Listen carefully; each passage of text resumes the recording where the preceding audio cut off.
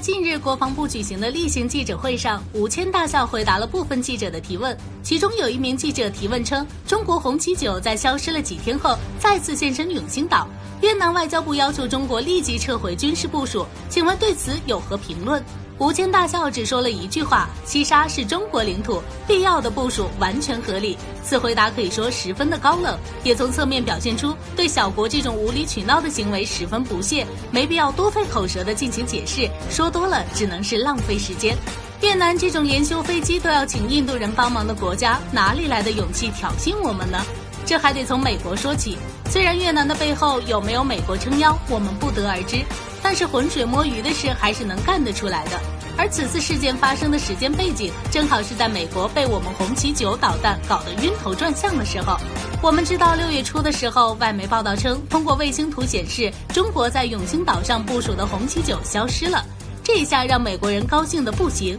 认为是自己的警告起了作用，并且蹬鼻子上脸，又提出了一些十分滑稽的请求。然而没过几天，红旗9又回来了。有关专家认为，这可能就是一次对导弹的例行维护保养，和撤走根本一点关系都没有。这点小事都能让美国拿出来炒作个没完，可见美国在海域问题上的心态，只能用气急败坏来形容了。越南窥视中国西沙群岛的用心世人皆知，也就是利用这样的一个时间节点，赶紧刷刷自己的存在感，不过也就仅此而已了。如果能像菲律宾一样正视问题，我们欢迎通过和平的手段解决问题。如果还认不清现实，那么导弹朝向哪里就不好说了。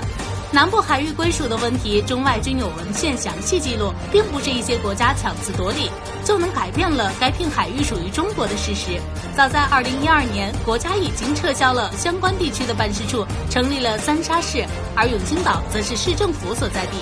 永兴岛上除了红旗9以外，机场经过多年的建设，现在也已经非常完善，具备轰6K 等大型飞机的起降条件。在轰6K 首次降落在永兴岛后，就有专家表示，之所以选择永兴岛，就是因为战略价值非常大，满弹起飞可以覆盖越南全境，威慑力不言而喻。